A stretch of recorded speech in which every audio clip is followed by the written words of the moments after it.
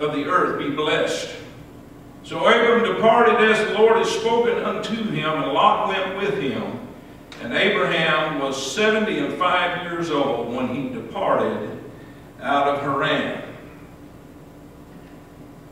Now moving on to chapter 13. Now in the interim there, they left Haran because there was a famine in the land. And they went to the land of Egypt. And after the famine, this is where we pick up. Chapter 13 and verse 1. And Abram went up out of Egypt, he and his wife, and all that he had, and Lot with him unto the south. And Abram was very rich in cattle, in silver, and in gold, and he went on his journeys from the south, even to Bethel, the place where his tent had been at the beginning, between Bethel and Hai, unto the place of the altar which he had made there first, where Abram called on the name of the Lord. Lot also went with Abram and had flocks and herds and tents. So in the interim, among their journeys, when God told Abram, get thee out of your land and go to a place I'll show you. So all these years that are passing by, Abram was gaining wealth. He was gaining cattle. He was gaining servants and all of this. He was becoming a wealthy man. And Lot was hanging on to his skirt tails and hanging out with him. He followed him everywhere he went.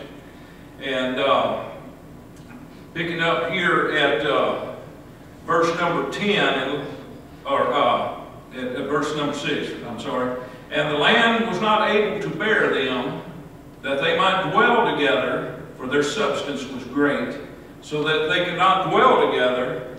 And there was a strife between the herdmen of Abram's cattle and the herdmen of Lot's cattle, and the Canaanite and the Perizzite dwelled in the land. And Abram said to Lot, let there be no strife, I pray thee, between me and thee, and between my herdsmen and thy herdsmen, for we are brethren. Is not the whole land before thee? Separate thyself, I pray thee, from me. If thou wilt take the left hand, I will go to the right. And if thou depart to the right hand, then I will go to the left. So we see here that both men prospered in the land, and they gained a lot of wealth and a lot of cattle. And it got to be that there were so many cattle in the land that they were fighting over pasture land and watering. It caused some strife between the servants of Abram and the servants of Lot, to where they was fighting over the land. And Abram posed this to Lot. He said, listen, we have become so great or so wealthy that we cannot live together for reason of it. So he told Lot, I tell you what, you go anywhere you want to go. If you go to the left, I'll go to the right. If you go to the right, I'll go to the left. It's up to you where you want to go. I'm leaving it up to you. So that's where we're at here. In verse 10, and Lot lifted up his eyes and beheld all the plain of Jordan, that it was well watered everywhere, before the Lord destroyed Sodom and Gomorrah, even as the garden of the Lord, like the land of Egypt, as thou comest unto Zoar. Then Lot chose him all the plain of Jordan, and Lot journeyed east, and they separated themselves from one another. And Abram dwelt in the land of Canaan, and Lot dwelt in the cities of the plain, and he pitched his tent toward Sodom. Amen. But the men of Sodom were wicked and sinners before the Lord exceedingly. So Abram gave Lot the choice, and how did Lot make his decision? He made his decision by looking around and seeing what was best for him. Now, when Abram left the land of his nativity, he followed the voice of God. God told him, you go, and Abram didn't ask any questions. He just left. He went. He was led by God. God promised him at Bethel that he was going to make him a great nation. And Abram built an altar to God right there for that promise. And that was the altar that we was reading about right there when he came back to the land. So we see Abram was led by God's voice, where Lot chose what the eyes could see. And that's important in the narrative today. And so we see that Abram dwelled in the land of Canaan, and Lot dwelled in the cities of the plain and pitched his tent towards Sodom. So when Lot went there, he pitched his tent towards Sodom, or he lived in the outskirts of the city, outside looking towards Sodom. He chose it because it was a fertile land and lots of water there. And let's go to chapter 14, starting at verse 1. And it came to pass in the days of Amraphel, the king of Shinar, Arioch, the king of Elasar, and Kedorlaomer, the king of Elam, and Tidal, the king of nations, that these made war with Bera, king of Sodom, and Beersheba, the king of Gomorrah, Shinab, king of Admah, and Shemeber, king of Zeboim, and the king of Bela, which is Zoar. All these were joined together in the vale of Siddim, which is the Salt Sea. 12 years they served Kedorlaomer, and in the 13th year they rebelled. And in the 14th year came Kedorlaomer, there we go, now I got it, Kedorlaomer, and the kings that were with him, and smote the Rephaims in Ashtaroth, Karnaim, and the Zuzims in Ham, and the Emims in Shabbat Kiriathaim, and the Horites in their Mount Seir, until El Paran, which is by the wilderness. So they are taking over the land, if you will. And who's ever heard of the Rephaims? You ever heard of them, the Rephaims? These were some of the giants that lived in the land of Canaan. So they, this was a pretty powerful army. These 5 kings here, and they returned and came to Mishpat, which is Kadesh, and smote all the country of the Amalekites and also the Amorites that dwelt in Hazezon Tamar. Some of the Amalekites were giants as well, we read later in the Bible. So a lot of giants in the land. And there went out the king of Sodom, and the king of Gomorrah, and the king of Admah, and the king of Zeboim, and the king of Bela, the same as Zoar, and they joined battle with them in the vale of Siddim. And Kedorlaomer, the king of Elam, and Tidal, the king of nations, and Armaphel, the king of Shinar, and Arioch, king of Elasar, 4 kings with 5. And in the vale of Siddim was full of slime pits, and the kings of Sodom and Gomorrah fled and fell there, and they that remained fled to the mountain. And they took all the goods of Sodom and Gomorrah and all their victuals, and went their way. And they took Lot, Abram's brother's son, who dwelled in Sodom, and his goods, and departed. So we see here that in a period of time there was strife between these nations. They had served these kings for 13 years or 12 years, and in the 13th year they rebelled. So they were under tribute to these other kings, and they just got tired of paying the tribute to them, and they decided they would team up and fight them. And we see here that the king of Sodom and the king of Gomorrah fell in that battle, or they died in the battle. And so Chedorlaomer and all his kings with him, they took all the goods of Sodom and Gomorrah and all their victuals or their food and went on their way, and they took Lot, Abram's son, who dwelt in Sodom, and his goods, and departed. Now we see here that at the beginning, the Bible doesn't tell us how much time transpired right here, but in the beginning, Lot pitched his tent towards Sodom, but we see here when they were overtaken, he was living in Sodom. So he had moved into the city by this point.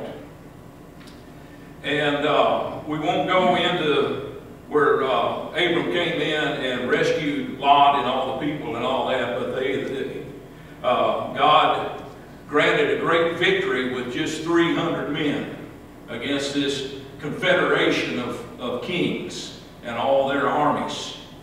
And with just 300 men, they went in there and rescued Lot and all of those that had been taken captive. And it was a great slaughter. And we also see where Abram meets Melchizedek right here in chapter 14. And he offers a offering to Melchizedek of all the spoil that he took in that great battle right there. But picking up at chapter 18 now, starting at verse 1. And it's talking about Abram here. And the Lord appeared unto him in the plains of Mamre, and he sat in the tent door in the heat of the day. And he lifted up his eyes and looked, and lo, 3 men stood by him. And when he saw them, he ran to meet them from the tent door, and bowed himself toward the ground, and said, My Lord, if I have now found favor in thy sight, pass not away, I pray thee, from thy servant. Let a little water, I pray you, be fetched, and wash your feet, and rest yourselves under the tree. And I will fetch a morsel of bread, and comfort ye your hearts. After that ye shall pass on. For therefore are ye come to your servant. And they said, Do as thou hast said. So he sees these 3 visitors show up just outside of where he was living at the time. And now he's living in a tent. A little piece of trivia, I guess you will. This is where the Hebrew nation came from, was Abraham. And the Hebrews, that word kind of denoted people that wandered about. They didn't have a permanent house. They lived in tents and they wandered from place to place. Nomads, we would call them today. So the Hebrew people, that word Hebrew in the beginning was not a race per se, but it kind of just talked about people who roam from place to place like nomads. And then we see him, and then as Abraham grew, the word were denoted was more associated with the Hebrews that came from the descendants of Abraham. And he greeted these visitors and begged them to come and rest and let him feed them and wash their feet and everything. So he was hospitable to the visitors. And Abraham hastened to the tent unto Sarah and said, Make thee ready quickly 3 measures of fine meal, and knead it, and make cakes upon the hearth. And Abraham ran to the herd and fetched a calf tender and good, and gave it to the young man, and he hasted to dress it. And he took butter and milk and the calf which he had dressed, and set it before them. And he stood by them under the tree, and they did eat. And they said unto them, Where is Sarah thy wife? Behold, and he said, Behold, in the tent. And he said, I will certainly return unto thee according to the time of life, and lo, Sarah thy wife shall have a son. And Sarah heard it in the tent door, which was behind him. Now Abraham and Sarah were old and well stricken in age, and had ceased to be with Sarah after the manner of women. She had already gone through menopause, is what this is talking about here. Therefore Sarah laughed within herself, saying, after I am waxed old, shall I have pleasure, my Lord being old also? And the Lord said unto Abraham, Wherefore did Sarah laugh, saying, Shall I surely bear a child which am old? Is there anything too hard for the Lord? At the time appointed I will return unto thee according to the time of life, and Sarah shall have a son. Amen. Now get this, and it said, And the Lord said unto Abraham. So these three visitors, one of whom was a theophany of Christ right there. This is before he came in the flesh as Jesus. This is a theophany here. So out of the three visitors, the Lord was actually one of them. Isn't that something? Amen. And we go on, and the men rose up from thence and looked towards Sodom, and Abraham went with them to bring them on their way. And the Lord said, Shall I hide from Abraham the thing which I do? Seeing that Abraham shall surely become a great and mighty nation. And all the nations of the earth shall be blessed in him. For I know him that he will command his children and his household after him, and they shall keep the way of the Lord to do justice and judgment, and the Lord may bring upon Abraham that which he has spoken to him. Isn't that a wonderful passage right there? Oh, that the Lord would know us like that.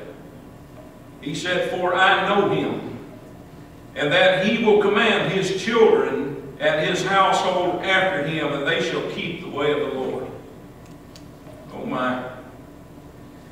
And the Lord said, Because of the cry of Sodom and Gomorrah is great, and because their sin is very grievous, I will go down now and see whether they have done altogether according to the cry of it, which is come unto me, and if not, I will know. Where is that cry coming from, do you reckon? Have you ever thought of that when reading this? He said, I'm going to go down and see if it's according to the cry that I've heard. You remember when Cain slew Abel? And he asked him, Where's your brother? And he smartly replied, Am I my brother's keeper? He said his blood cries out from the... from the ground, didn't he? Oh my. Could it be? I don't know. But that just kind of struck me as I was reading that. That the cry of the land. Doesn't the Bible even say that at the fall of man that even creation itself was affected by it? The animals and the land. Remember, before the fall of man, the Garden of Eden didn't have thorns and all of this, and that work wasn't a toil like it is now, but it was a pleasure. And creation itself is crying out. We read that again in the New Testament. But anyways, no matter how it got to God, he says, we're going to go down and see if the cry of it, which is coming to me, is according to the cry of it, which has come to me. And if not, I will know. And the men turned their faces from thence and went toward Sodom. But Abraham stood yet before the Lord. He placed himself between that wicked city and the Lord, and he pleaded for that city. Abraham drew near and said, Wilt thou also destroy the righteous with the wicked. Now his kinfolk were still down there. Remember, Lot and his family's down there. So he's pleading for them, but I think he's pleading for more than them. Peradventure there be 50 righteous within the city. Wilt thou also destroy and not spare the place for the 50 righteous that are therein?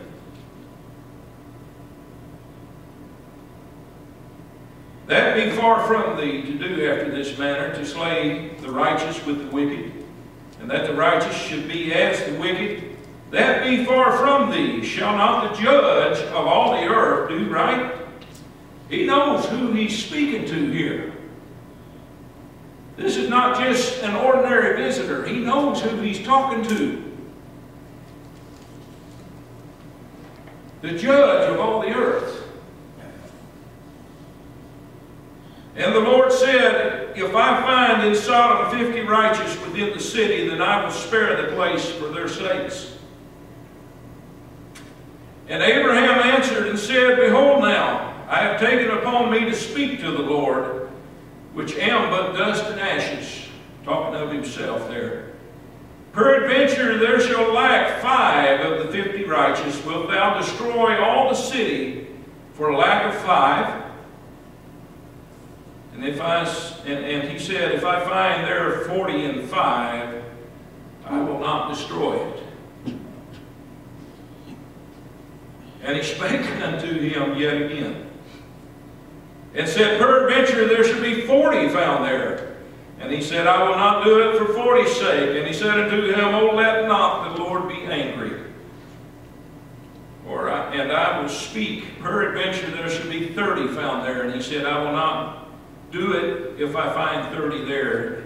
And he said, behold now, I have taken upon me to speak unto the Lord, peradventure there shall be 20 found there. And he said, I will not do it, destroy it for 20's sake. And he said, oh, let not the Lord be angry.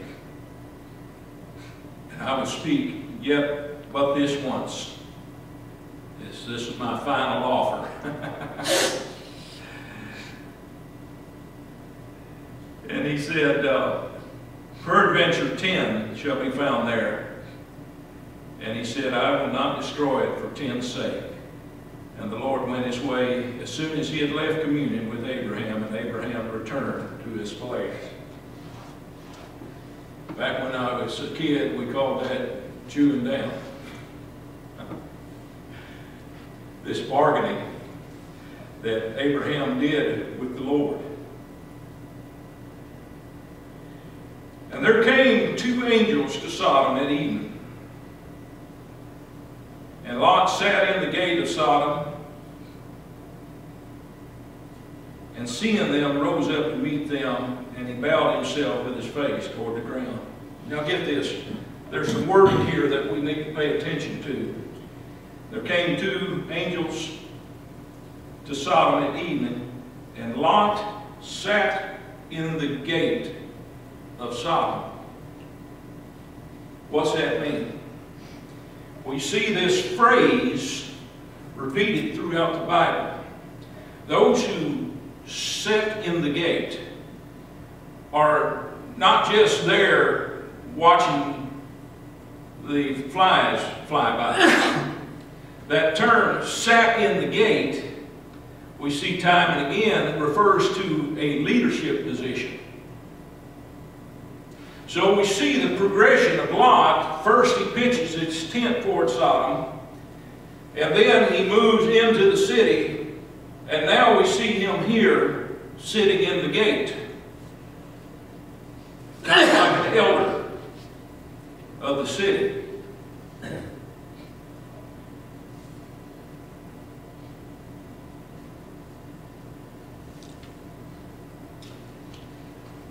And he said, behold now, my lords, turn in, I pray you, into your servant's house, and tarry all night, and wash your feet, and ye shall rise up early and go on your ways. And they said, nay, but we will abide in the street all night.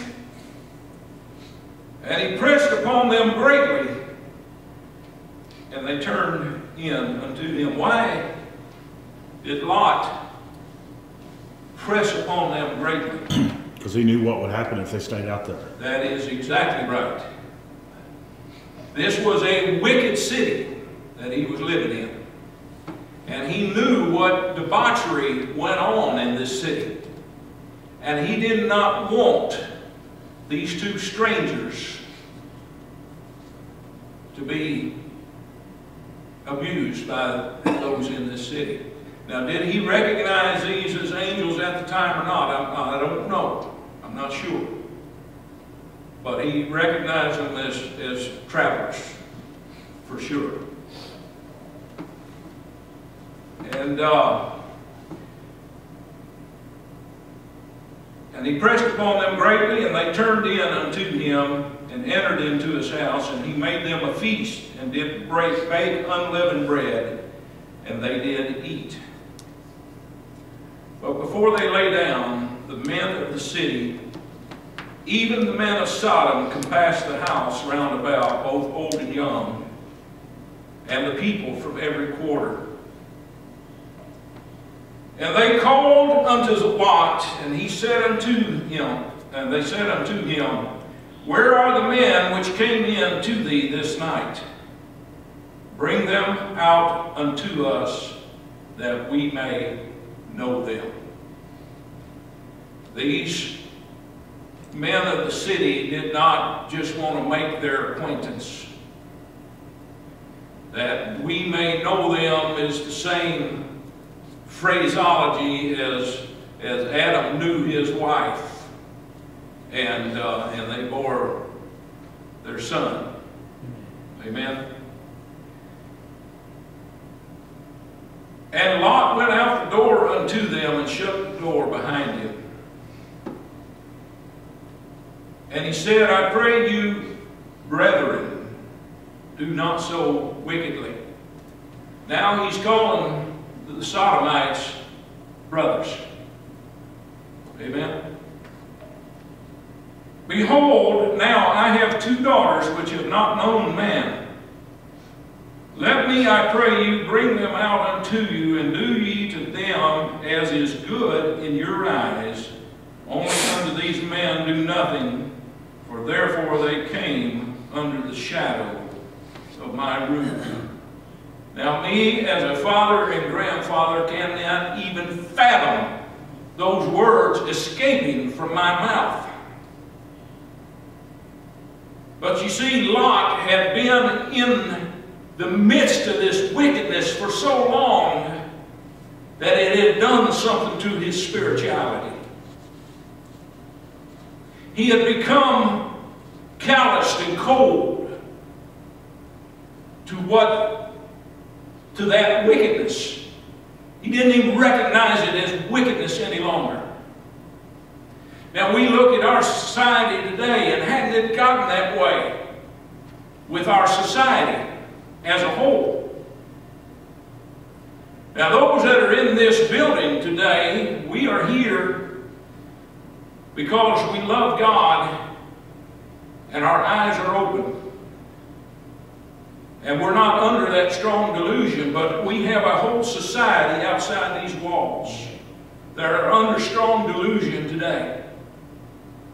And the very things that we recognize immediately as wicked, they celebrate and promote.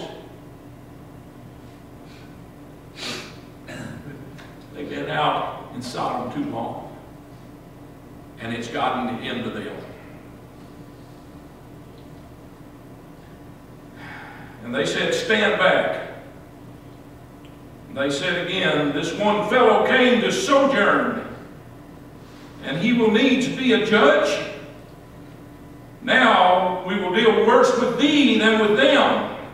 And they pressed sore upon the man, even Lot, and came near to break the door. So this one that he had just called brethren, just a verse before, they've turned their hearts against them now. And we see that in our society today, don't we? We try to be welcoming. We try to be accepting of people. And the moment that there's any disagreement whatsoever, they turn on you. Amen. Amen?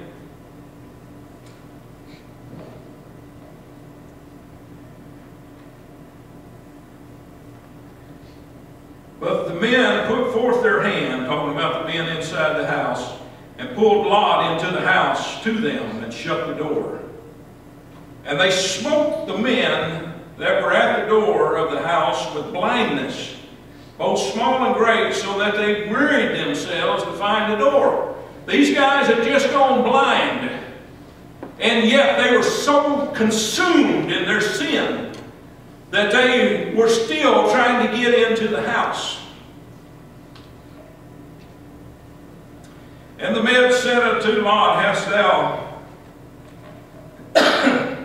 here any besides, son-in-law, and thy sons, and thy daughters? Whatsoever thou hast in the city, bring them out of this place. For we will destroy this place, because of the cry of them is waxing great before the face of the Lord. And the Lord has sent us to destroy it. And Lot went out and spake unto his sons-in-law, which married his daughters, and said, Up, get you out of this place, for the Lord will destroy this city. But he seemed as one that mocked unto his sons-in-law. They thought he was joking. They thought he was foolish for telling them to get out. And when the morning arose, then the angels hastened Lot, saying, Arise, take thy wife and thy 2 daughters which are here, lest thou be consumed in the iniquity of the city. And while he lingered, the men laid hold upon his hand, and upon the hand of his wife, and upon the hand of his 2 daughters, the Lord being merciful unto him, and brought them forth, and set them without the city. Now take a look at these 2 family members. God said to Abram, Get thee out of your place of nativity and go to the land I'll show you. And up he went, no questions asked. They said unto Lot, Man, you need to get your family and get out of here. We're getting ready to destroy the city. And he just lingered around. They had to actually pull him out of the house. 2 different mindsets, right?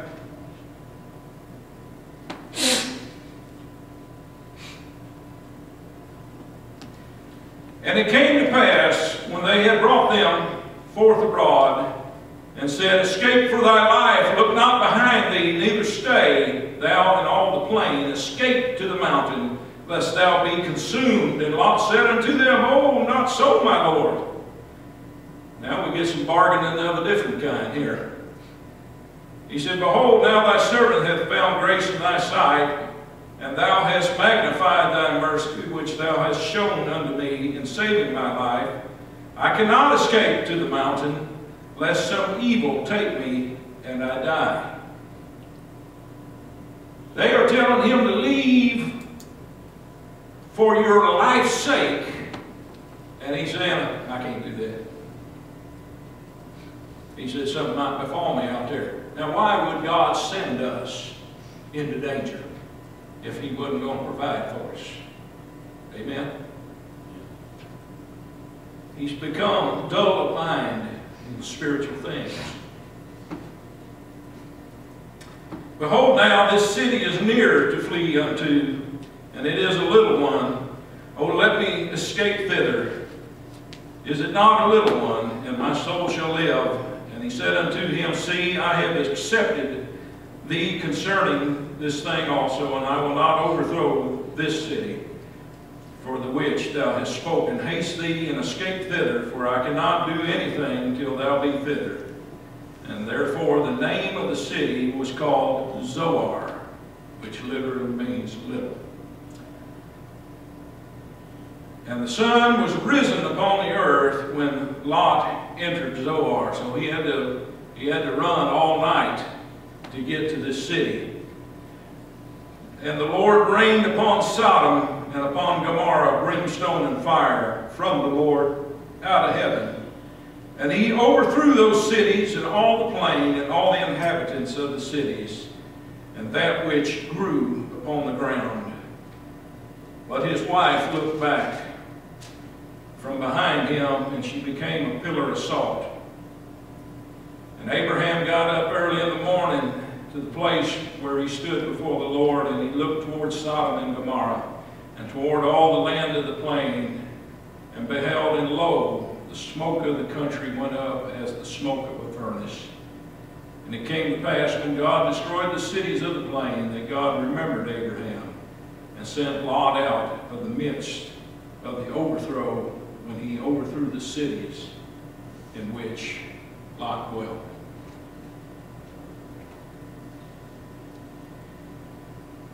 Now, I started this message saying, how did we get in this kind of shape? And I said the answer is in Genesis. So let's look at the progression here. We see that Lot pitches his tent towards Sodom. So he was willing to tolerate the wickedness of that city because of the gain that he thought he could get by living in that area. It was good to the eyes. So he decided to pitch his tent there. Later on, we see that Lot moves into the city. So not only was he tolerant of what they were doing, but he had accepted it to a degree. Acceptance. He was comfortable living in the midst of that. Amen? And lastly, we see that he's sitting in the gate when the visitors came. Lot becomes involved in the leadership, an elder of the land. This is what I call normalization. That the sin of that city just became an everyday thing to it. It no longer affected him. He no longer shunned what was going on in that city, but he felt that it was just a normal day-to-day. And we see this in our land. And isn't it appropriate that we're talking about Sodom and Gomorrah? We see the progression in the United States